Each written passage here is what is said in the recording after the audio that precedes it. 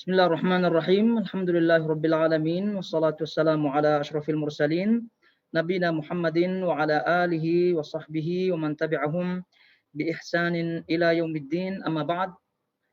Ayyuhal ikhwatul akhawat, jamaah semua yang dirahmati Allah Azza wa Jal.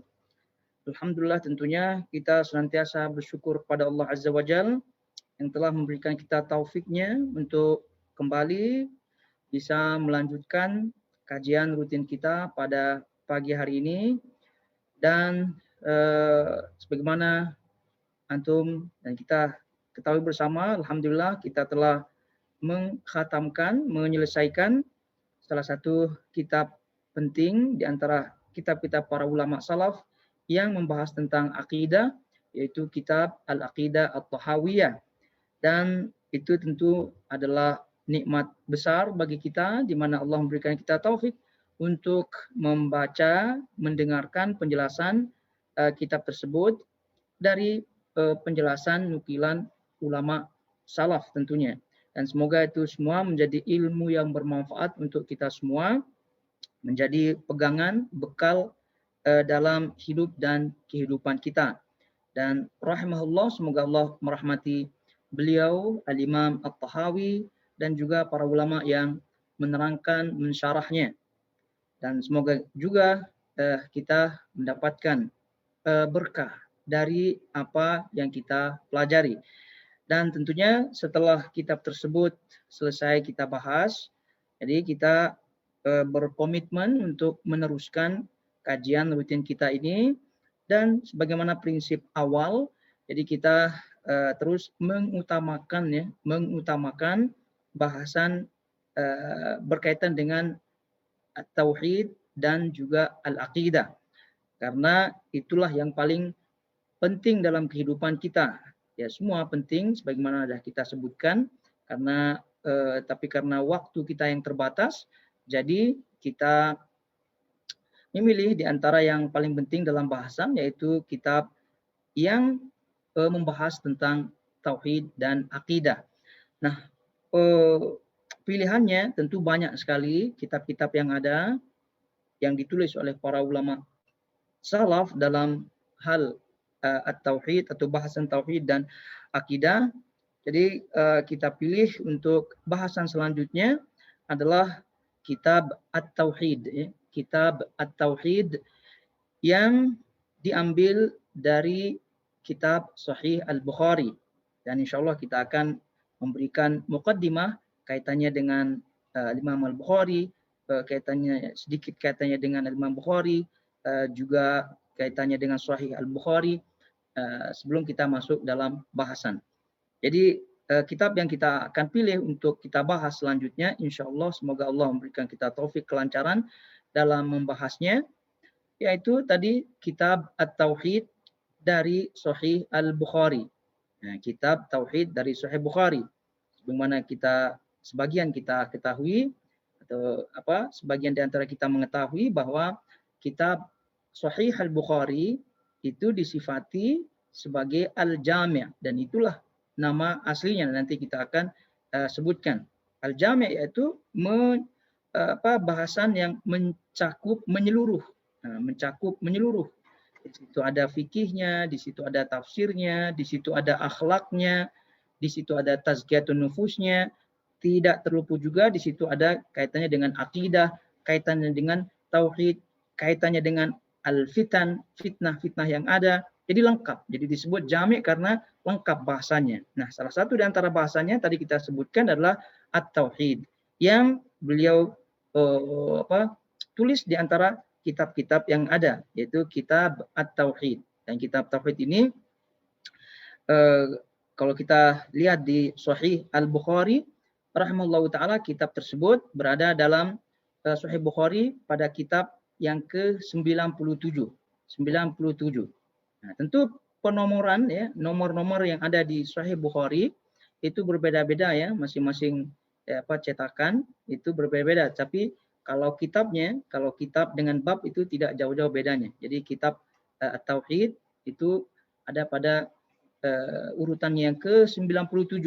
Jadi kalau mencari kitab At-Tauhid dari Sahih Bukhari, itu dilihat saja urutan yang ke-97. Nah, nanti insya Allah kita akan sebutkan. Tapi sebagai muqaddimah, ayyuhal ikhwatul akhawat, jamaah semua yang dirahmati Allah Azza wa Jal, ini kitab Sahih Al-Bukhari, kita ketahui bersama ya bahwa salah satu di antara kitab yang paling utama di dalam Islam. Dan disebutkan oleh Al-Imam An-Nawawi rahimahullahu taala dan juga para imam-imam yang lain bahwa as-sahhul kutub al-musannafah, yaitu kitab yang paling sahih, kitab paling sahih yang ditulis adalah Sahih Al-Bukhari. Jadi Sahih Bukhari dan Sahih Muslim. Ya, as-sahhul kutub al-musannafah, Sahihul Bukhari wa Sahih Muslim. Kitab yang paling sahih yang ditulis adalah Sahih Bukhari dan Sahih Muslim. Kemudian wa Sahihul Bukhari as-sahhuhuma sahihan. Jadi adapun Sahih Bukhari adalah kitab yang paling sahih di antara keduanya. Ini yang disebutkan oleh para ulama kita. Jadi oleh karena itu kitab Sahih Bukhari ini adalah kitab yang telah disepakati, yang telah diterima oleh para ulama. Jadi ijma ulama kaum muslimin bahwasanya yang paling sahih ya adalah kitab Sahih Al-Bukhari. Sehingga kalau ada orang yang meragukannya, kemudian membuat syubhat ya bahwa kitab Sahih Bukhari ini adalah memuat kitab-kitab yang dhaif atau yang lain-lain daripada celaan-celaan yang ada, maka ketahuilah bahwa orang tersebut tidak mengetahui, tidak memahami Sahih Bukhari, atau boleh jadi dia memiliki niat-niat buruk yang lain. Nah, kemudian ayyuhal akhwat, jamaah semua yang dirahmati Allah Azza wa Jal, balik kaitannya dengan hadis Nabi SAW, bahwasanya hadis Nabi SAW ini secara makna itu juga dijaga oleh Allah Subhanahu wa taala. Inna nahnu nazzalna dzikra wa inna lahu lahafizun. Jadi itu kaitannya dengan Al-Qur'an, juga kaitannya dengan hadis Nabi SAW. Bahwasanya Allah Subhanahu wa taala kata dalam firman-Nya tadi, inna nahnu nazzalna dzikra. Sungguhnya kami telah menurunkan adz-dzikra wa inna lahu lahafizun, dan kami juga yang akan menjaganya, kata Allah Subhanahu wa taala. Jadi dzikra di sini termasuk Al-Qur'an dan sunnah. Jadi penjagaan Al-Qur'an dalam sejarahnya kita ketahui bersama bagaimana para sahabat Nabi SAW diawali dari masa Abu Bakar, kemudian Umar, dan selanjutnya dikumpulkan di Utsman. Itu sejarahnya sangat-sangat jelas ya, di mana sahabat-sahabat Nabi SAW menaruh atau memperhatikan dengan perhatian yang sangat-sangat besar berkaitan dengan Al-Quran. Nah, kaitannya dengan hadis Nabi SAW ya tentu tidak seperti Al-Quran, khususnya di zaman sahabat Nabi SAW. Kenapa demikian? Karena sahabat-sahabat Nabi SAW mereka semua memiliki perbendaharaan ya, masing-masing perbendaharaan dalam bidang hadis ya. Ya, perbedaannya ya ada di antara mereka, ada yang banyak, ada yang sedikit gitu. Nah, poinnya adalah di mana di masa para sahabat Nabi SAW masih hidup, itu kebanyakan mereka masih hidup, perhatian terhadap penulisan atau pengumpulan hadis-hadis Nabi SAW tidak seperti perhatian mereka terhadap pengumpulan Al-Quran. Karena banyak sebabnya, di antaranya kesibukan mereka pada waktu itu, kemudian juga karena banyaknya sahabat-sahabat masih hidup, sehingga mudah untuk ditanya ini hadisnya apa, apakah ini hadisnya benar diucapkan oleh Nabi SAW apa tidak, begitu. Nah, cuma disebutkan dalam riwayat bahwa ada sebagian sahabat-sahabat Nabi SAW yang menulis. Nah, di antaranya adalah Abdullah bin Amr bin As. Ya, itu menulis ya sebagian hadis-hadis Nabi SAW. Nah, namun intinya para ulama hadis ketika membahas tentang sejarah penulisan hadis. Jadi kalau berbicara penulisan hadis maksudnya adalah pengumpulan hadis ya sebagaimana Al-Qur'an ya dikumpulkan di masa Utsman bin Affan. Kalau tidak hadis-hadis Nabi SAW dalam tulisan-tulisan lembar per lembar begitu ya, itu telah ada di zaman Nabi bahkan. Nah, dan juga di zaman sahabat. Nah, cuma berkaitan dengan pengumpulannya secara resmi itu para ulama menyebutkan pada masa Khalifah Umar bin Abdul Aziz. Umar bin Abdul Aziz rahimahullahu taala yang meninggal tahun 101 Hijriah.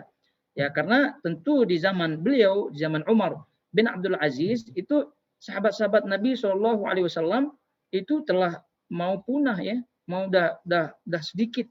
Nah, itu karena itu pun kalau ada di daerah-daerah tertentu. Nah, jadi oleh karena itu beliau rahimahullahu taala sangat mengkhawatirkan akan keadaan hadis-hadis Nabi SAW, terlebih sudah jauh ya dari zaman masa Nabi SAW dan zaman masa sahabat-sahabat Nabi SAW yang masih banyak hidup ya, masih jauh dari zaman sahabat-sahabat Nabi SAW seperti tadi Abu Bakar, Umar, Utsman, Khulafa Rasyidin. Jadi sudah jauh. Jadi beliau mengkhawatirkan akan hadis ini karena semakin jauh jarak zaman, maka tentu perubahan-perubahan itu sangat-sangat atau peluang perubahan atau dirubahnya hadis-hadis Nabi SAW sangat besar. Jadi oleh karena itu beliau rahimahullahu taala Al-Imam Umar bin Abdul Aziz rahimahullahu taala itu meminta para ulama pada waktu itu di zaman beliau untuk menulis ya, mengumpulkan hadis-hadis Nabi SAW.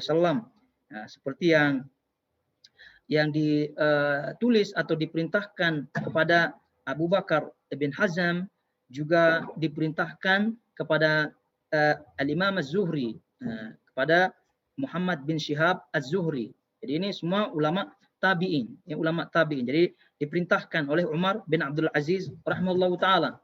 Nah, jadi Muhammad bin Syihab Az-Zuhri, Muhammad bin Syihab Az-Zuhri mengatakan, amarna Umar ibn Abdul Aziz bijam'i as-sunan fakatabnaha daftaran faba'atha ila kulli ardin lahu 'alaiha sultan.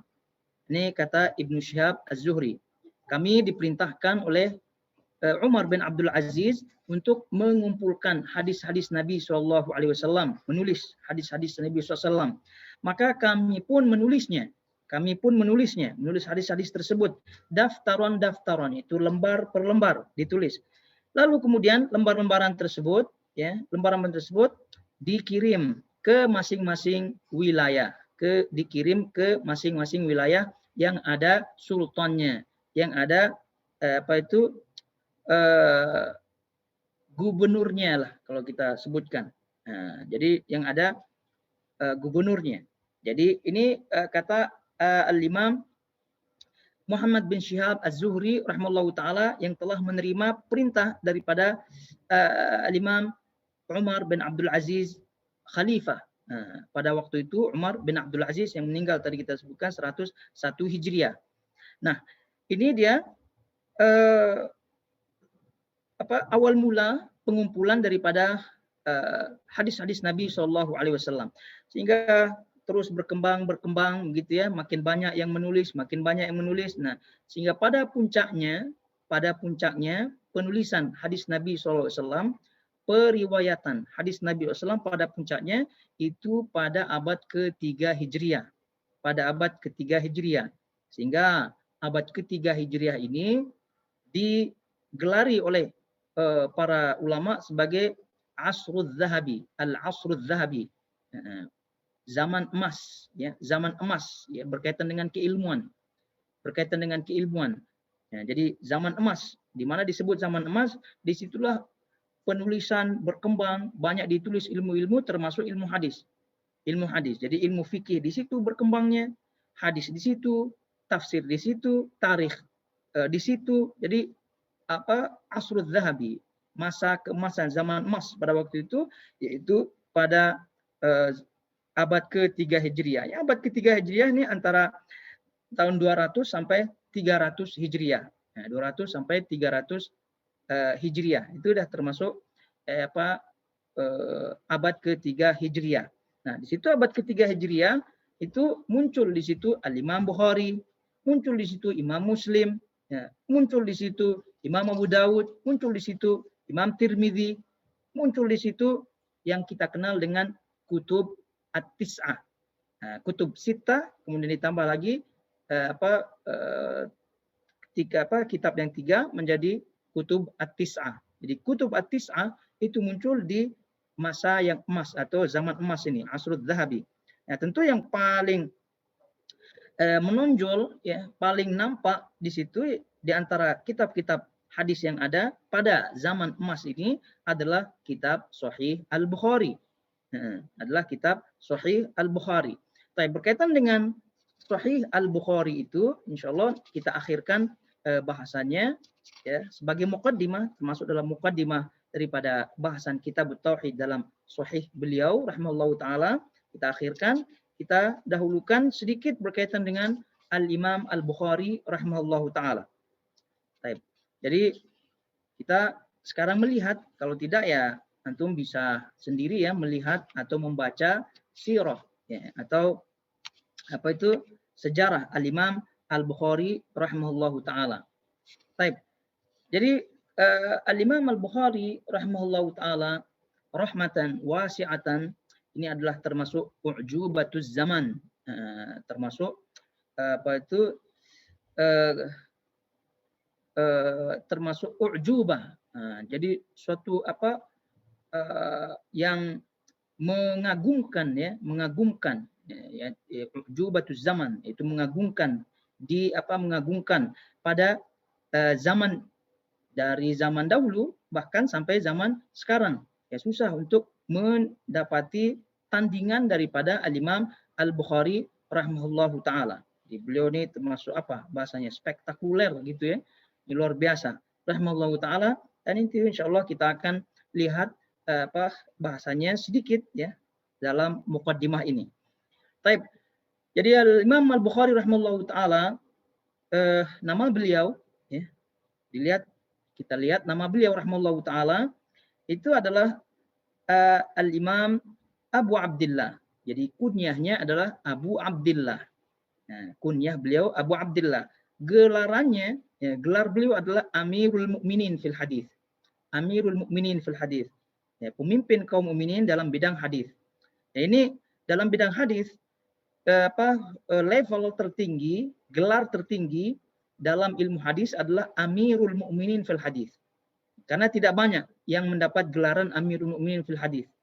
Nah, termasuk Al-Imam Al-Bukhari rahimahullahu taala ini yang mendapatkan gelaran Amirul Mukminin fil Hadis. Dan sekali lagi tidak semua ahli hadis mendapat gelaran Amirul Mukminin. Karena gelaran Amirul Mukminin fil Hadis ini adalah gelaran yang paling tinggi dalam ilmu hadis. Baru setelahnya Al-Hafidh. Nah, jadi Al-Hafidh banyak kita mendengar Al-Hafidh. Ala kulli hal. Jadi gelaran beliau Amirul Mukminin, kunyah beliau adalah Abu Abdillah. Nama beliau Muhammad bin Ismail bin Ibrahim bin Al-Mughirah bin Al-Bardizbah bin Al-Ahnaf Al-Ju'fi Al-Bukhari. Al-Ju'fi Al-Bukhari. Begitu. Ini namanya. Jadi kunyahnya Abu Abdillah Muhammad bin Ismail bin Ibrahim bin Al-Mughirah bin Al-Bardizbah bin Al-Ahnaf Al-Ju'fi Al-Bukhari. Nah, ini tentu sebagai homework ya antum semua ya. Jadi nanti dilihat saja karena banyak nanti istilah-istilah wilayah Islam di zaman dahulu yang penamaannya tidak populer di zaman sekarang, seperti Al-Bukhari, Bukhara, Naisabur, Samarkand, apalagi Muru. Nah, itu banyak wilayah-wilayah yang ada. Coba nanti antum cari di Google. Ya, Bukhari itu wilayah mana sekarang? Nah, Samarkand wilayah mana sekarang? Naisabur mana wilayahnya sekarang? Apalagi Asbahan di mana sekarang? Nah, gitu nanti antum cari di situ. Baik, jadi ini sekarang itu nama beliau rahimahullahu taala Al-Imam Al-Bukhari. Baik, kita melihat tadi dalam nasab beliau rahimahullahu taala itu disebut Bardizbah. Ini Bardizbah ini sebagaimana disebutkan oleh para ulama dalam biografi beliau. Ini Bardizbah ini adalah orang atau dari keturunan Persia. Jadi keturunan Persia. Nah, dan beliau Bardizbah ini belum masuk Islam. Jadi tidak masuk Islam, kemudian mati di atas kekafirannya, yaitu di agama non-Islam. Jadi Bardizbah. Jadi kalau kita lihat tadi nasab beliau Muhammad bin Ismail bin Ibrahim bin Al-Mughirah bin Al-Bardizbah bin Al-Ahnaf Al-Ju'fi Al-Bukhari. Jadi Bardizbah ini keturunan Persia dan tidak Islam. Nah, kemudian keturunan daripada beliau Imam Al-Bukhari itu mulai masuk Islam di kakeknya yaitu Al-Mughirah, anak daripada Bardizbah.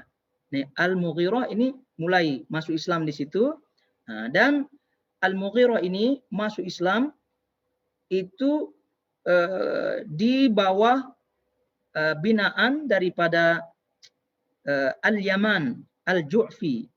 Jadi pada waktu itu wali atau gubernur Bukhara pada waktu itu bernama Abdullah bin Muhammad Al-Masnadi.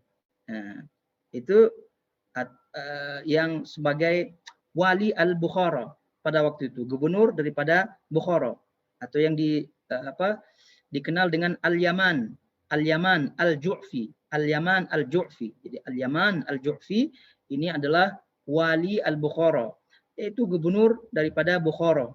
Karena Bukhara pada waktu itu kan masih dikuasai oleh Bani Abbas, dikuasai oleh Bani Abbas. Nah, Al-Mughirah itu tadi masuk Islam melalui Al-Yaman, ya, wali Al-Bukhara, sehingga ya beliau rahimahullahu taala menisbatkan dirinya kepada Al-Ju'fi, kabilah daripada gubernur Yaman itu. Tadi kita sebutkan kabilah daripada gubernur Bukhara, yaitu Al-Yaman.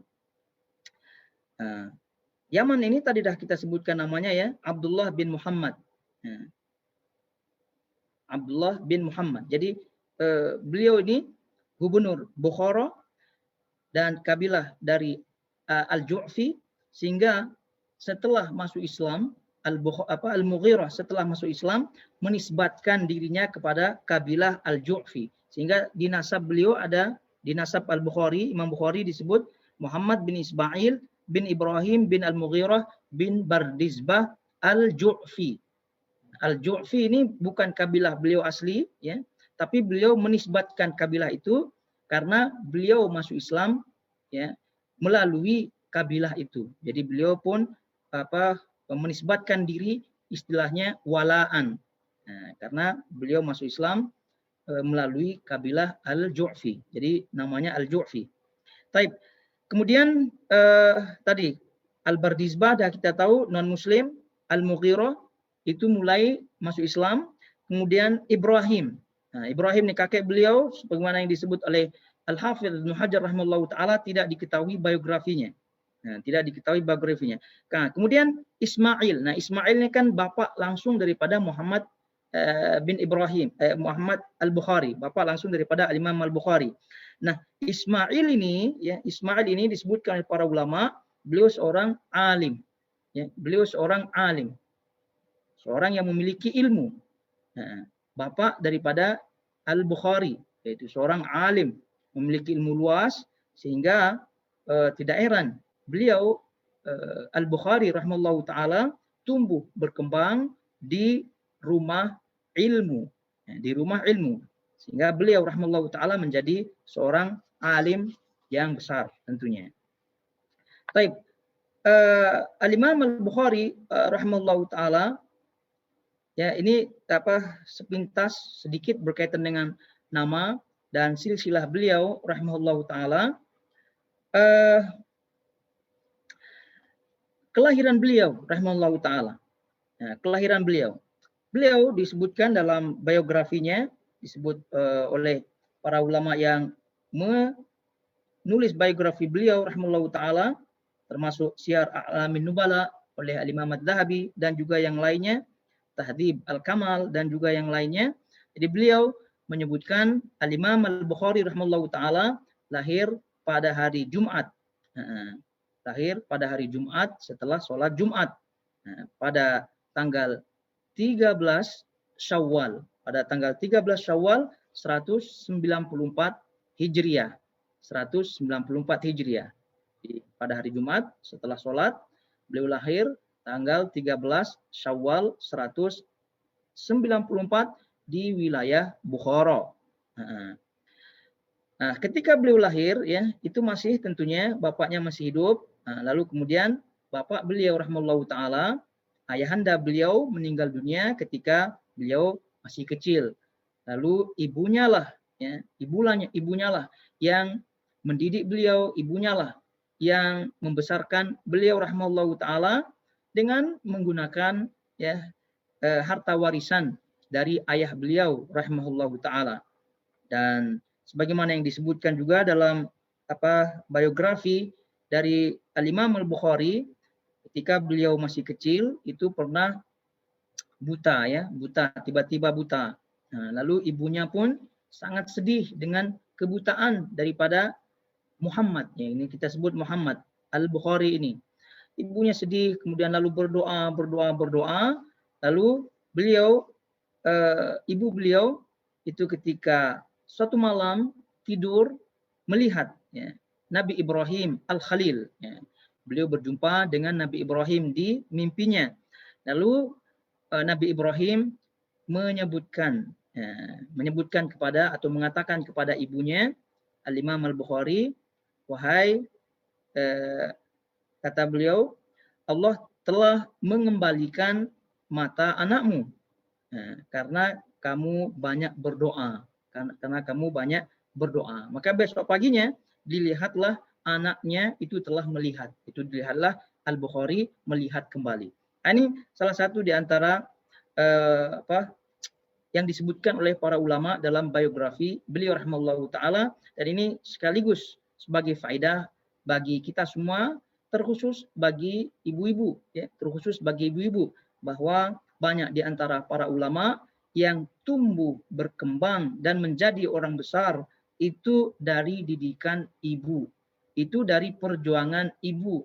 Contohnya di hadapan kita ini biografi Al-Imam Al-Bukhari rahimahullahu ta'ala, di mana beliau ditinggal oleh ayahnya, ditinggal oleh bapaknya semenjak kecil, dan tentunya yatim. Beliau rahimahullahu ta'ala yatim.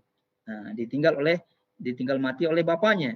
Lalu ibunya lah yang mendidiknya. Dan terjadi suatu hal yang luar biasa di mana beliau buta, dan ini siapa ibu yang tidak sedih, yang tidak stres bahkan, ya, melihat anaknya buta tiba-tiba demikian, namun ibunya tidak putus asa kepada Allah Subhanahu wa taala, berdoa dan berdoa, akhirnya Allah Subhanahu wa taala menyembuhkan, ya, dengan secara tiba-tiba begitu, ya.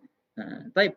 Ala kulli hal, ini dia berkaitan dengan kelahiran beliau rahimahullahu taala. Adapun kalau kita melihat zaman beliau hidup rahimahullahu taala, zaman beliau hidup. Zaman beliau hidup atau masa beliau hidup ini adalah masa pemerintahan Khilafah Abbasiyah. Dan beliau, ya, kalau kita melihat ini, beliau lahirkan tahun 194 Hijriah. Beliau lahir ini tahun 94 Hijriah, meninggal tahun 256 Hijriah. Ini beliau rahimahullahu taala. Jadi kalau kita melihat ini masih khilafah khilafah Abbasiyah, dan 194 ini masih khilafah antara khilafah dari khilafah Al-Amin, khilafah Al-Ma'mun, khalifah Al-Amin, khalifah Al-Ma'mun, khalifah Al-Mu'tasim, anak daripada Harun Ar-Rasyid. Jadi beliau tidak menjumpai tentu Harun Ar-Rasyid, tapi beliau menjumpai kepemimpinan khilafah daripada anak-anak beliau rahimahullahu taala. Baik. Nah, ini kalau kita melihat dan dibagi oleh para ulama sirah dalam biografi daripada Al-Imam Al-Bukhari, Jadi Al-Imam Al-Bukhari rahimahullahu taala hidup di masa kepemimpinan Khilafah Abbasiyah, baik di masa jayanya maupun di masa lemahnya. Karena di masa jayanya itu anak-anak Harun ar-Rasyid seperti Al-Amin, Al-Ma'mun, kemudian Al-Mu'tasim, ini 3 keturunan setelah Harun ar-Rasyid ini termasuk masih jaya, ya, masih jaya Bani Abbasiyah. Nah, setelahnya itu udah mulai lemah dan lemah. Nah, sehingga akibat daripada lemahnya itu sebagian dari wilayah-wilayah kekuasaan mereka itu lepas satu persatu, melepaskan diri. Nah, di antara yang melepaskan diri adalah itu Khurasan. Nah, Khurasan inilah, di bawah Khurasan ini Bukhara.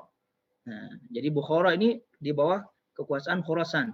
Nah, Khurasan, wilayah Khurasan itu telah melepaskan diri daripada Bani Abbasiyah. Nah, ini maksudnya gambaran daripada asr atau zaman di mana beliau hidup rahimahullahu taala. Dari situ kita ketahui bagaimana gejolak-gejolak politik, ya, gejolak-gejolak politik yang ada pada waktu itu.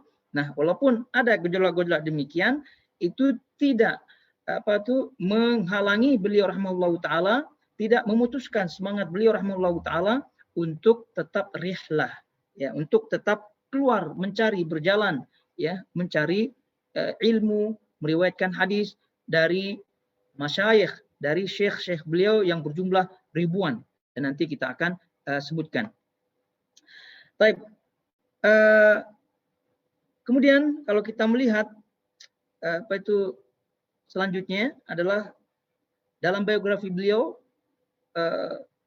kepandaian, ya, kepandaian atau kecerdasan beliau. Nah, kecerdasan beliau rahimahullahu taala. Nah, ini disebutkan tentu oleh para ulama biografi yang menulis, ya, sirah beliau, karena memang ini Al-Imam Al-Bukhari rahimahullahu taala itu memang sudah dipersiapkan, ya, sudah ditakdirkan oleh Allah Subhanahu wa taala sebagai penolong, ya, nasir as-sunnah, sebagai penolong sunnah Nabi Shallallahu alaihi wasallam, walaupun beliau berasal daripada Ajam, ya, berasal daripada non Arab. Jadi beliau ini kecerdasannya luar biasa. Sejak kecil memang beliau luar biasa cerdasnya. Nah, jadi kita lihat apa yang disebut oleh Al-Imam Al-Mizzi rahimahullahu taala dalam kitabnya Tahdzib Al-Kamal. Tahdzib Al-Kamal. Jadi beliau di situ meriwayatkan cerita daripada Abu Ja'far Muhammad bin Hatim Al-Warraq. Nah, disebut terkenal dengan Al-Warraq. Al-Warraq ini artinya adalah tukang tulis. Disebut Al-Warraq karena beliau ini adalah tukang tulis, juru tulis daripada Al-Imam Al-Bukhari. Jadi kitab-kitab Al-Imam Al-Bukhari itu yang menulis adalah beliau ini, Abu Ja'far Muhammad bin Abi Hatim. Gelarannya Al-Warraq, juru tulis. Nah, ini Al-Warraq bercerita, ya, bercerita kepada bercerita meriwayatkan gitu. Qala qultu li Abi Abdullah Muhammad bin Ismail Al-Bukhari. Aku pernah bertanya kepada Abu Abdullah Muhammad bin Ismail Al-Bukhari, Imam Bukhari. Kaifa kana bada amruk fi talabil hadis? Bagaimana kamu memulai menuntut ilmu hadis? Nah, ini pertanyaan dari Al-Warraq. Qala ulhimtu hifdzal hadithi wa ana fil kutab. Aku diilhamkan oleh Allah Subhanahu wa taala, maksudnya diberikan kesukaan oleh Allah Subhanahu wa taala dalam menghafal hadis. Wa ana fil kutab, dan aku pada waktu masih di kutab. Ini kutab ini umur-umuran primary, ya, ibtidai, umur-umur SD. Umur-umur SD ini. Baik. Kemudian qala, dan ini kata beliau ulhimtu hifdzal hadis, jadi beliau diberikan kesukaan, ya, menghafal hadis, dan ini tidak banyak orang suka hafal hadis seperti itu. Nah, beliau semenjak kecilnya sudah suka belajar hadis, sudah suka menghafal hadis. Qala Al-Warraq bertanya lagi, wa kam ata alaika idzaka, dan pada waktu itu berapa umurmu? Ini kata Al-Warraq. Faqala 10 sinin au aqal. Nah, umurku pada waktu itu kata Imam Bukhari 10 tahun atau lebih kurang daripada itu. Nah, 10 tahun atau kurang daripada itu. Tsumma kharajtu minal kutab ba'dal 10. Jadi Imam Bukhari menceritakan lagi, melanjutkan, lalu aku keluar dari kutab itu setelah umur 10 tahun. Jadi kutab ini kan sistem belajar di zaman dahulu ya, belajar halakoh. Nah, kalau sekarang ya TPA lah begitu ya. Itu kutab namanya, anak kecil ya di satu syekh di tengahnya, kemudian mereka menghafal dan seterusnya dari pelajaran-pelajaran yang ada. Nah, beliau keluar ya lulus daripada kutab itu setelah umur 10 tahun. Nah, kemudian kata beliau rahimahullahu taala menceritakan Imam Bukhari, faja'altu akhtalifu ila ad-dakhili wa ghairihi. Lalu setelah itu aku berselisih pendapat tentang ilmu hadis dengan namanya ad-dakhili dan juga yang lainnya. Wa qala yauman fi ma kana yaqra'u lin-nas. Nah, jadi ad-dakhili mengatakan ya, bahwa Sufyan an Abi Zubair. Sufyan telah meriwayatkan daripada Abu Zubair an Ibrahim dari Ibrahim. Nah, ini sanad yang disampaikan oleh ad-dakhili. Lalu Imam Bukhari rahmatullah fadakhala wa lalu ya Aba Fulan inna Aba Zubair lam yarwi an Ibrahim. Lalu aku tegur ad-dakhili ini, wahai Abu Fulan, Abu Zubair tidak meriwayatkan daripada Ibrahim. Fantaharoni. Lalu dia membentakku. Nah, dakhili membentakku karena dia nih dakhili ini sepertinya lebih besar daripada Imam Bukhari, lebih tua. Fakultu lahu, lalu Imam Bukhari pun tidak takut, malah mengatakan, irji' ilal asli in kana indak. Nah, lihat, cek kitab aslimu kalau kamu punya kitab asli. Nah, lalu orang ini pun melihat, mengecek kitabnya. Faqala li, lalu dia mengatakan kepada Imam Bukhari, kaifa huwa ya gulam. Lalu dia bertanya kepada Imam Bukhari, sebenarnya apa nih? Siapa yang meriwayatkan? Bagaimana kedudukan periwayatannya? Fakultu, Imam Bukhari menjawab, huwa Zubair bin Adi an Ibrahim. Yang benar adalah Zubair bin Adi dari Ibrahim. Fa akhadhal qalam minni wa ahkama kitabahu. Lalu dia pun meminjam pen dariku, kemudian meluruskan catatannya. Nah, jadi ini rupa-rupanya Imam Bukhari rahimahullahu taala ini sejak kecil umur 10 tahun tadi kita sebutkan atau 11 tahun itu sudah bisa mengoreksi catatan-catatan orang-orang tua ya, catatan-catatan seniornya. Nah, ini rahimahullahu taala. Dan juga banyak lagi riwayat-riwayat yang luar biasa ya, luar biasa. Itu kalau tadi teman-temannya yang senior, bahkan gurunya sendiri ya, itu mengoreksi kitab-kitabnya dari penilaian Al-Imam Al-Bukhari. Salah satu gurunya ya yang di Bukhara namanya Muhammad bin Salam Al-Bikandi. Muhammad bin Salam Al-Bikandi. Ini Muhammad bin Salam Al-Bikandi ini adalah ulama besar di Al-Bukhara, termasuk dari jajaran Syekh Al-Imam Al-Bukhari rahimahullahu taala. Jadi pada suatu ketika ya Al-Imam Al-Bikandi mengatakan kepada Al-Bukhari, Al-Imam Bukhari, dan ini cerita lagi-lagi cerita daripada Al-Warraq tadi. Karena Al-Warraq ini banyak cerita tentang Al-Imam Bukhari. Kenapa demikian? Ya karena beliau adalah juru tulisnya. Kemana-mana Imam Bukhari beliau pergi. Nah, pada suatu ketika Muhammad bin Salam Al-Bikandi, lagi-lagi kita ingatkan Muhammad bin Salam Al-Bikandi ini adalah gurunya, guru daripada Al-Imam Al-Bukhari. Kata beliau Al-Imam Al-Bikandi kepada Al-Imam Bukhari, unzur fi kitabi fama wajadta fiha min khata' fadrib alaihi kaila arwiyahu. Nah, cek dalam kitabku ini, kalau kamu dapatkan kesalahan, maka catat kesalahan tersebut sehingga aku tidak akan meriwayatkannya lagi. Qala fa fa'altu dzalik. Imam Bukhari mengatakan aku pun melakukan itu, yaitu mengecek kitab daripada gurunya Muhammad bin Salam Al-Bikandi. Wa kana Muhammad bin Salam kataba 'inda al-ahadits allati ahkama Muhammad bin Ismail radiyal fata wa fil ahadits ad-dha'if lam yardal fata. Selanjutnya setelah itu Al-Imam Al-Bikandi dalam kitab-kitab hadisnya ya menulis ya mencatat di bawahnya ini hadis kalau sahih mengatakan radiyal fata, telah disetujui oleh anak muda ini. Nah, kalau dhaif dia mencatat lam yarda al fata. Jadi anak muda ini tidak menyetujuinya. Nah, itu sampai demikian. Gurunya pun demikian mengakui luar biasa daripada kecerdasan, kepandaian daripada Al-Imam Al-Bukhari rahimahullahu taala. Itu masih umurnya ya. Kalau kita melihat umur-umur beliau ini ya, umur-umur beliau, kita lihat cerita beliau rahimahullahu taala.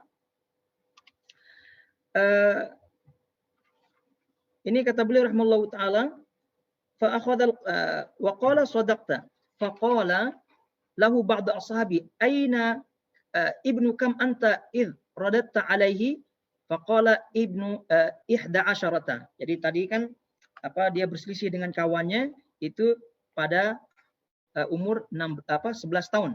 Kemudian kata beliau, Al-Imam Bukhari menceritakan dirinya, falamma ta'antu fi 16 sanah hafidtu kutub Ibn al-Mubarak wa Waqi' wa araftu kalam haula. Jadi pada umur 16 tahun aku telah menghafal kitab-kitabnya Ibn al-Mubarak dan kitab-kitabnya Imam Waqi' bin Jarrah. Imam Waqi' bin Jarrah yang kita ketahui guru daripada Imam Syafi'i. Nah, beliau ini semua Imam Bukhari umur 16 tahun telah menghafal kitab-kitab para ulama ini. Tidak hanya menghafal, kata beliau, wa araftu kalam haula, aku pun memahami, paham apa yang ditulis oleh mereka. Kemudian kata beliau, thumma kharajtu ma'a ummi wa akhi Ahmad ila Makkah. Lalu pada waktu itu aku pun keluar safar dari Bukhara menuju Makkah bersama ibu dan saudaraku yang bernama Ahmad. Falamma hajjtu, ketika haji, roja'a, setelah musim haji selesai, roja'a akhi wa takhallaftu biha fi talabil hadis. Setelah musim haji, saudaraku balik kembali ke Bukhara dan aku tinggal bersama ibuku di Mekah untuk menuntut ilmu hadis. Kata beliau, falamma ta'antu fi 18 ja'altu usannif qadaya as-sahaba wat tabi'in wa aqawilihim. Nah, ketika umur 18 tahun, kata beliau, aku menulis tentang sahabat-sahabat Nabi, tentang tabi'in dan ucapan-ucapan mereka. Nah, itu pada umur 18 tahun. Dan ini yang dikenal dengan At-Tarikh As-Shaghir. Jadi beliau rahimahullahu ta'ala, nanti kita akan sebutkan di antara kitabnya adalah At-Tarikh. At-Tarikh itu ada 3 jenis. Ada At-Tarikh Al-Kabir, tarikh yang besar. Di situ semua perawi-perawi hadis ditulis. Kemudian At-Tarikh Al-Kabir, di situ berkaitan dengan sahabat-sahabat Nabi SAW dan tabi'in. Nah, ini At-Tarikh As-Shaghir. Nah, Tarikh As-Shaghir yang beliau sebut di sini adalah beliau tulis, dan ini adalah tulisan pertama, karya pertama beliau rahimahullahu taala berkaitan dengan sahabat-sahabat Nabi, kata beliau, tabi'in dan ucapan-ucapan mereka pada tahun atau pada umur 18 tahun. Kitab yang luar biasa. Kata beliau rahimahullahu taala, wa dzalika ayyam Ubaidullah bin Musa. Pada waktu itu, pada masa pemerintahan Ubaidullah bin Musa. Wa sannaftu kitab At-Tarikh, dan aku menulis kitab At-Tarikh yang tadi kita sebutkan. Idzaka inda qabri Rasul sallallahu alaihi wasallam. Nah, pada waktu itu aku di sisi kuburan atau makam Rasulullah sallallahu alaihi wasallam fil layali al-muqmirah, pada malam bulan purnama. Baik. Itu ringkasnya berkaitan dengan kepandaian, kecerdasan beliau rahimahullahu taala. Jadi sejak kecil memang rupa-rupanya ini Al-Imam Bukhari rahimahullahu taala telah disiapkan oleh Allah Subhanahu wa taala untuk menolong sebagai tadi nasir as-sunnah. Ya, tidak heran disebutkan oleh para ulama di antara Al-Imam Adz-Dzahabi rahimahullahu taala dan juga imam-imam yang lain, beliau disebut Jabal fil hifdz, gunung dalam hafalan. Jadi beliau rahimahullahu taala. Baik. Kemudian selanjutnya kita melihat bagaimana irtihaluhu, rihlahnya dalam menuntut ilmu. Rihlahnya beliau dalam menuntut ilmu. Ya, tadi sedikit telah kita isyaratkan, beliau rihlah pertama kali itu ke Mekah untuk menunaikan haji pada umur 16 tahun di situ. Kata Al-Imam Al-Khatib Al-Baghdadi rahimahullahu taala, Al-Imam Al-Khatib Al-Baghdadi rahimahullah menyebutkan dalam kitabnya Tarikh Baghdad, kata beliau, rohala Al-Bukhari rahimahullahu taala fi talabil ilmi ila sairi muhadditsi al-amsar. Al-Imam Al-Bukhari rihlah, pergi menuntut ilmu, menuju menjumpai ahli hadis, seluruh ahli hadis al-amsar di seluruh penjuru negeri-negeri Islam. Jadi beliau rihlah menuju menjumpai seluruh ahli hadis di segala penjuru wilayah Islam. Kemudian kata beliau, wa kataba bi Khurasan wal jibal wa mudun al-Iraq kulliha. Jadi beliau menulis hadis, menuntut ilmu hadis ya, di Khurasan, di wilayah Jibal dan juga di wilayah Iraq semuanya. Wa bil Hijaz, di Hijaz, di Mesir. Kemudian wa warada Baghdad dufa'at wa haddatsa biha. Jadi beliau pun mendatangi keluar masuk Baghdad itu banyak kali dan meriwayatkan hadis di situ. Kemudian juga disebutkan ini banyak sekali nukilan-nukilan yang ada di sini ya. Kita baca satu nukilan daripada Abu Hatim Sahal bin As-Sirri. Jadi beliau meriwayatkan di sini, ini disebut juga dalam Syiar Alamin Nubala dan juga kitab-kitab tarikh yang lainnya. Qala Muhammad bin Ismail Al-Bukhari. Jadi berkata Muhammad bin Ismail Al-Bukhari, Imam Bukhari, laqaitu akthar min alfi syaikhin min ahli Hijaz. Aku telah menjumpai lebih dari 1000 syekh di wilayah Hijaz. Aku telah menjumpai, bertemu dengan lebih daripada 1000 atau 1000 lebih dari syekh ahli Hijaz, wilayah Hijaz. Wa Makkah wal Madinah wa Wasit wa Baghdad wa Syam wa Mesir. Yaitu lebih daripada 1000 syekh yang aku jumpai di wilayah Hijaz, wilayah Makkah, wilayah Madinah, Wasit, Baghdad, Syam, Mesir. Laqaituhum qarnan ba'da qarnin. Jadi aku menjumpai mereka dari masa ke masa. Kemudian wa dzakara annahu rahala ila Syam wa Misr wal Jazirah marratain wa ila Basra 4 marrat. Jadi disebutkan dalam biografinya beliau rihlah ke Syam, Misr, Jazirah itu 2 kali, ke Basrah 4 kali, kemudian wa aqama bil Hijaz 6 awam. Jadi beliau tinggal di Hijaz, wilayah Hijaz 6 tahun.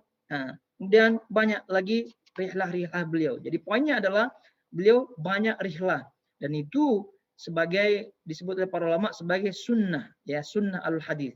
Jadi itulah contoh daripada ahlul hadis, para penuntut ilmu di zaman dahulu.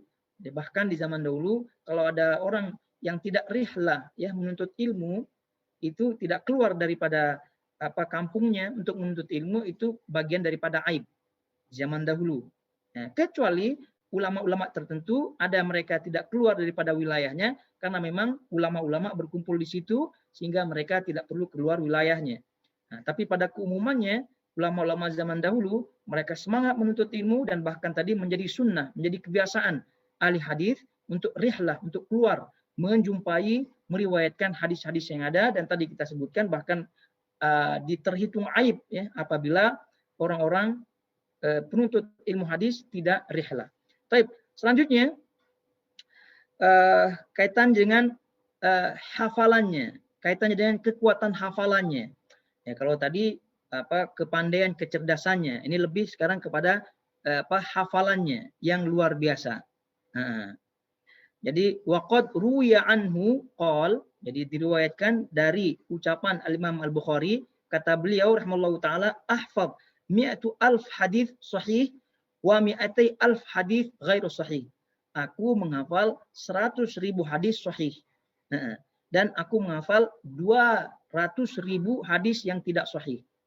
Aku menghafal hadis 100.000 hadis yang sahih dan 200 hadis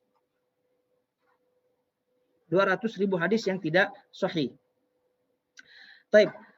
Kemudian masyhur ya di dalam riwayat bahwa beliau ketika masuk Baghdad itu dites hafalannya. Ini masyhur gitu ya. Dites hafalannya, beliau disuguhkan 100 hadis ya. 100 hadis itu dibagi kepada 10 ulama ya, masing-masing ulama menyodorkan 10 hadis kepada Al-Imam Al-Bukhari untuk mengetes sejauh mana hafalannya. Ini hadis ini ditukar-tukar sanadnya. Yang pertama dijadikan yang kedua, yang dua dijadikan yang pertama dan seterusnya ditukar-tukar.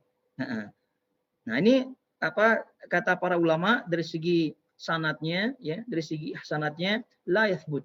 Sanadnya tidak sahih riwayat yang tadi, yaitu riwayat ketika beliau masuk Baghdad itu dites oleh para ulama hadis di Baghdad 100 hadis disodorkan kepada beliau, kemudian beliau rahimahullahu taala mampu meluruskan masing-masing sanadnya. Nah, sanad-sanad hadis yang meluruskan sanad dan matan hadis tersebut yang 100 tadi sebagai ujian beliau rahimahullahu taala. Artinya beliau lulus ujian sehingga menjadikan ulama-ulama tersebut kagum kepada beliau rahimahullahu taala. Namun ini sanadnya kata para ulama sanadnya dhaif karena diriwayatkan oleh Ibnu Adi dari kitabnya Al-Kamil, sedangkan Ibnu Adi rahimahullahu taala ini tidak berjumpa dengan Al-Imam Al-Bukhari. Tapi kata para ulama tidak menutup kemungkinan ini sahih. Tidak menutup kemungkinan ini sahih. Kenapa? Karena dari segi hafalan daripada Al-Imam Al-Bukhari rahimahullahu taala, hafalan hadisnya luar biasa. Kemudian hafalan tentang perawi-perawi hadis itu beliau sudah di atas kepala. Nah, pernah suatu ketika Al-Imam Muhammad bin Yahya Az-Zuhli rahimahullahu taala bertanya kepada Al-Imam Al-Bukhari. Muhammad bin Yahya Az-Zuhli ini adalah guru daripada Al-Imam Al-Bukhari rahimahullahu taala. Guru daripada Al-Imam Al-Bukhari, dan nanti kita akan ada bahasan sendiri kaitannya dengan fitnah beliau dengan Al-Imam Yahya Az-Zuhli ini. Nah, sekarang Al-Imam Yahya bin Zuhli pernah bertanya kepada Al-Imam Al-Bukhari rahimahullahu taala tentang perawi-perawi hadis, ya, tentang perawi-perawi hadis dan juga ilal, cacat-cacat perawi hadis tersebut. Jadi Al-Imam Al-Bukhari rahimahullahu taala dalam biografinya disebutkan menjawab seluruh pertanyaan daripada Al-Imam Az-Zuhli ini. Al-Imam Muhammad bin Yahya Az-Zuhli menjawabnya dengan lancar seluruh pertanyaan berkaitan dengan perawi dan cacat-cacatnya. Menjawabnya dengan lancar sebagaimana halnya kelancaran beliau membacakan surah Qul Huwallahu Ahad, membacakan surah Al-Ikhlas. Jadi bagaimana lancar beliau membaca surah Al-Ikhlas, begitu kelancaran beliau dalam menjawab ya pertanyaan-pertanyaan guru beliau berkaitan dengan perawi hadis. Nah, dan ini ilmu perlu diketahui ya. Ilmu yang termasuk ilmu yang paling sulit di ilmu hadis adalah ilmu ilal. Ya, ilalul hadis, ilmu cacat-cacat hadis. Karena tidak semua orang mengetahui ya, karena ada cacat-cacat hadis yang khafi, yang tersembunyi, yang samar, dan itu sangat-sangat sulit sekali. Dan Al-Imam Al-Bukhari rahimahullahu taala ketika ditanya oleh Al-Warraq rahimahullahu taala tadi tukang tulisnya, apakah engkau menghafal seluruh apa yang kamu tulis? Nah, kata Imam Bukhari, aku menghafal seluruh yang aku tulis, dari namanya, dari kunyahnya, dari tempat tinggalnya, dari tempat meninggalnya, itu seluruhnya aku hafal. Dari sekian banyak tulisan-tulisan Al-Imam Al-Bukhari, karya-karya Imam Bukhari, nanti kita akan sebutkan salah satunya adalah ini Sahih Bukhari, kitab tarikhnya yang tadi, dan juga yang lainnya itu semua seluruhnya dihafal. Orang-orang yang di dalam nama-namanya itu semua seluruhnya dihafal. Ini pernyataan beliau ketika ditanya oleh Al-Warraq. Sehingga kalau ada cerita-cerita demikian, walaupun sanadnya tidak sahih, kata para ulama tidak menutup kemungkinan itu sahih. Karena dalam banyak kesempatan beliau rahimahullahu taala ditanya, dicek, bahkan diuji gitu ya, oleh teman-temannya, oleh guru-gurunya untuk mengetahui sejauh mana hafalan beliau rahimahullahu taala, dan beliau pas, lulus semuanya. Karena memang tidak heran, seluruh apa yang beliau tulis itu semua di luar kepala. Dan kebanyakan yang beliau tulis itu semuanya bersanad. Ya, sanad berkaitan dengan nama-nama, berkaitan dengan tadi kunyah, berkaitan dengan ilal, ya, cacat-cacat hadis rahimahullahu taala. Jadi rahmatan wasi'ah, sangat-sangat luar biasa. Baik. Kemudian beliau rahimahullahu taala, ya, kalau kita melihat bahasan-bahasan dalam biografi beliau, itu tentu tidak luput untuk kita lihat bagaimana sifat beliau rahimahullahu taala. Sifat beliau. Baik dari sifat fisik beliau, akhlak beliau rahimahullahu taala, warak beliau, zuhud beliau. Adapun sifat fisik beliau rahimahullahu taala, beliau ini seperti halnya ulama-ulama yang lain, ya. Kebanyakan ulama beliau ini kurus, ya. Ya, kenapa? Karena memang beliau ini seorang yang semangat dalam menuntut ilmu, semangat dalam mengajar, dan seterusnya. Nah, jadi makannya sedikit rahimahullahu taala, dan beliau berkulit putih, tidak terlalu tinggi, tidak terlalu pendek. Beliau rahimahullahu taala. Itu dari segi sifat fisik beliau rahimahullahu taala. Kemudian sifat ibadah beliau, ya, ibadah beliau rahimahullahu taala. Nah, jadi di antara disebutkan dalam biografi beliau rahimahullahu taala dari Tarikh Baghdad yang tadi ditulis oleh Al-Khatib Al-Baghdadi rahimahullahu taala, juga ditulis di Tarikh Dimashq, dan juga yang lain-lain dari biografi beliau. Di antara ibadah yang disebutkan dalam biografi beliau adalah ketika masuk awal bulan Ramadan, itu murid-murid beliau rahimahullahu taala,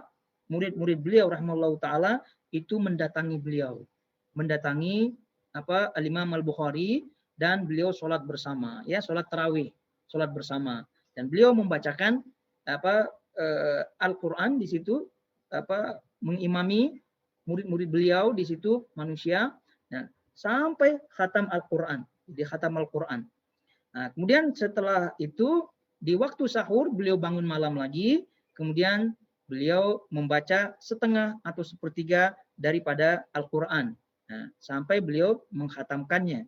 Dan juga di siang hari beliau rahimahullahu taala setiap hari beliau menghatamkan Al-Quran, setiap hari menghatamkan Al-Quran, sehingga ketika beliau di akhir hari, ya, di penghujung hari ketika beliau iftar, beliau berbuka puasa, beliau selalu mengucapkan inda kulli khatmin da'watun mustajabah. Di setiap kali khatam itu ada dakwah mustajabah di situ. Ini kata beliau rahimahullahu taala. Ini bagian daripada ibadah beliau di bulan Ramadan. Adapun ibadah-ibadah beliau yang lain, ya, ketika diriwayatkan daripada biografi beliau rahimahullahu taala di sini, qala Abu Sa'id Bakar bin Munir. Jadi Abu Sa'id Bakar bin Munir menceritakan, kata beliau, kana Muhammad bin Ismail yusalli dzata yaumin. Pada suatu ketika Al-Imam Al-Bukhari salat, falasa'ahu az-zumbur sab'a asyrata marratan. Jadi beliau disengat lebah, ya, disengat lebah sebanyak 17 kali sengatan.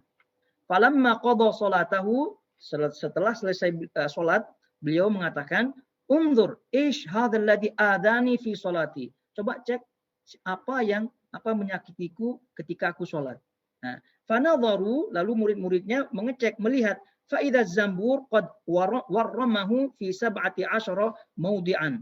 Jadi ternyata si lebah ini telah melayangkan sengatannya ke tubuh Al-Imam Al-Bukhari sebanyak 17 sengatan. Walam yaqta salatuhu, dan beliau rahimahullahu taala tidak berhenti dalam salatnya. Ini luar biasa beliau rahimahullahu taala. Juga riwayat beliau rahimahullahu taala, ini riwayat Muhammad bin Yusuf Al-Firabri. Jadi kata beliau, qala li Muhammad bin Ismail Bukhari, pernah suatu ketika Imam Bukhari mengatakan kepadaku, ma wada'tu fi kitabi as-sahih haditsan illa ightasaltu qabla dhalik wa shallaitu raka'atain. Nah, tidaklah aku menulis satu hadis dalam Sahih Bukhari ini, melainkan aku sebelumnya mandi dan sholat 2 rakaat. Jadi mandi, sholat 2 rakaat di sebelum beliau rahimahullahu taala menulis hadisnya. Dan hadis daripada Al-Imam Al-Bukhari rahimahullahu taala ini sekitar 7.000 lebih hadis. 7.000 hadis yang ada di Sahih Bukhari. Ini kalau dikalikan, silakan kali 7.000 lebih itu kali 2 rakaat, itu berapa banyak beliau sholat, ibadahnya beliau rahimahullahu taala. Dan banyak lagi riwayat-riwayat yang ada tentang ibadah-ibadah beliau, karena waktu tidak mencukupi, ya, jadi kita cukupkan sampai di situ nukilan riwayat tentang ibadah beliau rahimahullahu taala. Wara, zuhudnya beliau rahimahullahu taala, tidak mau menzolimi orang, tidak mau menerima sesuatu yang bukan haknya rahimahullahu taala, dan bahkan beliau lebih mengutamakan, ya, keselamatan beliau dari segi tuhmah, ya, untuk dituduh macam-macam, lebih baik beliau siap, beliau rugi rahimahullahu taala. Baik. Kemudian masyayikh beliau rahimahullahu taala, syekh beliau rahimahullahu taala sudah banyak sekali, ya. Nah, dan tadi dah kita ribuan syekh yang ada, termasuk tadi dah kita isyaratkan Muhammad bin Salam Al-Bikandi, guru beliau rahimallahu taala, kemudian Muhammad bin Yahya Az-Zuhli rahimallahu taala, Qutaibah bin Sa'id, dan juga lainnya, dan tentu tidak cukup untuk kita sebutkan satu-satu. Muridnya tidak kalah banyak. Ya, cukuplah murid-murid beliau ini menunjukkan bagaimana luar biasanya beliau rahimallahu taala. Al-Imam Muslim, murid setia beliau rahimallahu taala. Nanti kita sebutkan kenapa beliau menjadi murid setia beliau rahimallahu taala. Al-Imam Abu Dawud, murid beliau. Imam Tirmidzi, Imam Nasai, itu semua adalah murid beliau rahimallahu taala. Baik. Kemudian selanjutnya kita lihat sana al-ulama, ya, pujian para ulama kepada beliau rahimahullahu taala. Jadi kita baca di sini, ya, ucapan Al-Imam Ahmad bin Hanbal rahimallahu taala. Imam Ahmad bin Hanbal ini termasuk guru beliau rahimallahu taala di Baghdad. Siapa yang tidak kenal Imam Ahmad bin Hanbal? Kata beliau, ma akhrajat Khurasan mithla Muhammad bin Ismail al-Bukhari. Khurasan tidak pernah melahirkan seperti halnya Muhammad bin Ismail al-Bukhari. Tidak pernah melahirkan sosok seseorang seperti Muhammad bin Ismail al-Bukhari rahimallahu taala. Juga persaksian daripada Imamul A'immah, imamnya para imam. Ini gelaran yang sangat-sangat tinggi sekali, ya. Jadi tadi kita sebutkan persaksian daripada Imam Al-A'immah, imamnya para imam, yaitu Al-Imam Ibnu Khuzaimah rahimahullahu taala. Al-Imam Ibnu Khuzaimah rahimahullahu taala menyatakan, ma tahta adimis sama a'lam bil hadis min Muhammad bin Ismail. Ya. Tidak ada orang yang berada di bawah langit ini, di bawah langit, maksudnya di bumi, yang lebih alim, yang lebih mengetahui tentang ilmu hadis daripada Al-Imam Muhammad bin Ismail, yaitu Al-Bukhari. Tapi banyak lagi tentu yang ada, cuma kita ringkas-ringkas saja. Kemudian kita lihat musannafatihi, yaitu tulisan atau karya daripada Al-Imam Al-Bukhari. Dalam bidang hadis rahimallahu taala itu disebutkan memiliki 15 tulisan. Salah satunya diantaranya adalah kitab Sahih Bukhari, dan yang lain-lainnya. Dalam tarikh, ya, sejarah, ya, jadi disebutkan beliau memiliki sekitar 7 karya di situ, dan karya-karya beliau ini semuanya berkaitan dengan nama, sanad, dan semuanya. Kemudian kaitannya dengan tafsir, beliau juga memiliki karya tafsir. Kaitannya dengan akidah, beliau juga memiliki karya berkaitan dengan al-aqidah. Taib, ini diantara karya-karya beliau, dan tentu karya-karya beliau ini bernilai sangat tinggi di sisi para ulama. Taib. Kemudian selanjutnya kita sebut ujian, fitnah-fitnah, ya, yang beliau alami. Jadi beliau, ya, difitnah, berpendapat seperti pendapatnya Mu'tazilah. Berpendapat seperti pendapatnya Al-Mu'tazilah, yaitu beliau dituduh berpendapat bahwa Al-Quran itu makhluk. Nah, dituduh berpendapat Al-Quran itu makhluk, dan tidak yang menuduh beliau rahimahullahu taala tidak sembarangan. Jadi yang menuduh beliau guru beliau sendiri, yaitu Muhammad bin Yahya Az-Zuhli. Muhammad bin Yahya Az-Zuhli tadi dah kita isyaratkan di awal, guru beliau inilah yang mengetes beliau. Bertanya tentang perawi-perawi, nama perawi-perawi dan cacat-cacatnya. Al-Imam Al-Bukhari rahimahullahu taala menjawabnya dengan cepat, sebagaimana halnya beliau membaca surah Qul Huwallahu Ahad. Nah, ini Muhammad bin Yahya Az-Zuhli, guru beliau inilah yang menuduh beliau rahimahullahu taala bahwa Al-Imam Al-Bukhari berpendapat dengan pendapatnya Mu'tazilah, Al-Quran itu makhluk. Nah, jadi Muhammad bin Yahya pun berfatwa kepada orang-orang, jangan kalian bermajlis dengan Muhammad bin Ismail Bukhari ini, jangan. Kenapa? Karena dia menyelisih sunnah, kata Muhammad bin Yahya, menuduh. Jadi tidak ada yang ini, yang bermajlis dengan beliau rahimahullahu taala di di Naisabur. Dan perlu diketahui Muhammad bin Yahya Az-Zuhli ini kedudukannya sangat tinggi sekali, karena ilmunya memang tinggi, kedudukannya luar biasa, ibarat Imam Ahmad di Baghdad. ibarat Imam Ahmad di Baghdad. Imam Ahmad di Baghdad kan siapa yang tidak kenal Imam Ahmad di Baghdad, di situ di Irak. Kedudukannya luar biasa. Wibawanya luar biasa. Begitu juga Muhammad bin Yahya Az-Zuhli ini, gurunya Imam Bukhari di Naisabur. Jadi didengar ucapannya. Jadi beliau berfatwa jangan ada yang mendekat kepada Muhammad bin Ismail Bukhari ini, jangan. Kenapa? Karena dia menyelisih sunnah. Mengatakan bahwasanya Al-Quran itu makhluk. Lafaz Al-Quran itu makhluk katanya. Jadi tidak ada yang datang ke Al-Imam Bukhari. Kecuali Imam Muslim saja. Kecuali Imam Muslim. Dan bahkan Imam Muslim, maka tadi kita sebutkan beliau murid setia Imam Al-Bukhari. Jadi beliau rahimahullah ta'ala membela Al-Imam Al-Bukhari. Bahwasanya Imam Bukhari bukan itu maksudnya. Imam Bukhari berlepas diri daripada keyakinan i'tiqad Mu'tazilah. Jadi Imam Bukhari adalah memiliki keyakinan salaf dalam hal ini. Tapi ini rinciannya tentu ada. Jadi tentu setelahnya dibela oleh para ulama termasuk Ibnu Qayyim rahimahullah taala dan para ulama-ulama yang datang setelahnya membenarkan Al-Imam Al-Bukhari rahimahullah taala bahwasanya beliau sama sekali jauh daripada keyakinan Mu'tazilah. Dan buktinya beliau menulis kitab yaitu Khalqu Af'alil Ibad. Kitab Khalqu Af'alil Ibad. Di situ beliau menerangkan berkaitan dengan perbuatan-perbuatan makhluk dan menjelaskan apa sesungguhnya maksud daripada beliau rahimahullahu taala. Taib. Sehingga dengan keadaan fitnah seperti itu beliau hijrah ya dari Naisabur balik ke kampung beliau ke Bukhara dalam keadaan hati sakit ya, dalam keadaan hati sakit dengan gurunya beliau. Ya siapa yang tidak sakit ya difitnah begitu. Walaupun guru ya tetap ada secara manusiawi tidak suka lah saat ada rasa sakit. Begitu. Akhirnya beliau hijrah ke Bukhara balik kampung.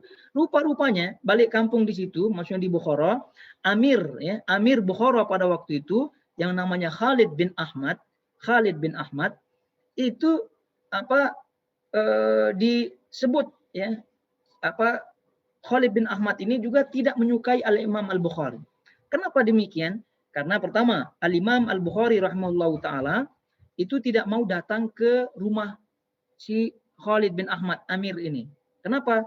Karena beliau rahimahullahu taala Imam Al-Bukhari berprinsip katanya aku tidak akan menghinakan ilmu. Jadi kalau kamu mau belajar silahkan datang ke masjid halakahnya atau ke rumah silahkan datang. Tapi kalau aku datang ke rumahmu, kamu ini adalah sultan. Kamu ini adalah amir. Aku takut. Untuk merendahkan ilmu di situ. Aku tidak akan demikian. Dan ini sebagai hujah aku di hadapan Allah Subhanahu wa taala bahwasanya aku sebenarnya tidak menyembunyikan ilmu. Ini kata Imam Bukhari. Sehingga di situ ada sakit hatilah ya Khalid bin Ahmad. Di samping juga kenapa dia sakit hati? Karena Al-Imam Yahya bin Zuhli gurunya itu ternyata menulis surat kepada Amir Bukhara itu Khalid bin Ahmad ini. Menulis surat bahwasanya ini Muhammad bin Ismail telah menyelisihi sunnah. Ini katanya kepada Khalid bin Ahmad. Jadi bertambah pula kebencian Khalid bin Ahmad kepada Amir Bukhara ini kepada Muhammad bin Ismail yaitu Imam Bukhari. Akhirnya beliau pun diusir dari Bukhara. Beliau pergi ke Samarkand. Jadi di situ beliau pergi hijrah ya untuk menyelamatkan diri beliau rahimahullahu taala di situ. Ke Samarkand. Beliau di sana. Disitulah beliau rahimahullahu taala meninggal dunia di situ pada malam Id al-Fitri, malam hari raya Idul Fitri. Malamnya beliau meninggal rahimahullahu taala. Sebelumnya beliau rahimahullahu taala sakit hati juga dengan Amir Bukhara ini. Sampai terucap doa ya. Beliau mendoakan keburukan kepada Amir Khalid bin Ahmad bin Khalid ini. Khalid bin Ahmad ini, Amir Bukhara, mendoakan keburukan kepadanya sehingga di akhir hayatnya si Khalid bin Ahmad ini dihinakan oleh Allah Subhanahu wa taala di hadapan manusia. Tadi kita sebutkan beliau meninggal rahimahullah taala di Samarkand. Yaitu pada malam hari raya Idul Fitri, beliau meninggal dunia pada tahun 256 Hijriah pada malam Sabtu. Tadi kita sebutkan malam hari raya Idul Fitri dan umurnya pada waktu itu beliau 62 tahun. Nah, 62 tahun illa thalathata asyara yauman. 62 tahun kurang 13 hari rahimahullahu taala rahmatan wasi'ah.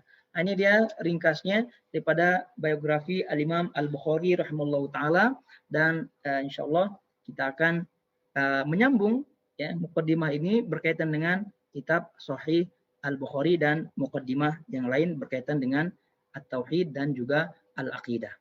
Kiranya sampai di sini akhwat jamaah semua yang dirahmati Allah Azza wa Jalla, semoga kita mampu bisa meneladani Al-Imam Al-Bukhari rahimahullahu taala. Oleh itu, marilah kita membaca sirah perjalanan hidup ulama-ulama salaf kita ya terdahulu. Jadi tak kenal maka tak sayang, itu pepatah sangat-sangat tepat sekali. Banyak di antara kita yang mendengar rawahul Bukhari, diriwayatkan hadis riwayat Bukhari, hadis riwayat Imam Muslim, hadis riwayat Abu Dawud, Tirmidzi, tapi kita tidak pernah membuka sejarah beliau, sejarah mereka. Jadi buka sejarah-sejarah mereka itu karena faedah yang luar biasa ya ada di situ. Dalam kehidupan kita ini pasti di situ kita akan mengambil faedah yang sangat-sangat berharga. Semoga kita sekali lagi bisa meneladani Al-Imam Bukhari dan juga kita dikumpulkan bersama beliau rahimahullahu taala nanti di akhirat bersama para sahabat-sahabat Nabi sallallahu alaihi wasallam wa radhiyallahu anhum ajma'in. Subhanakallahumma bihamdik asyhadu an la ilaha illa anta astaghfiruka wa atubu ilaik. Wassalamualaikum warahmatullahi wabarakatuh.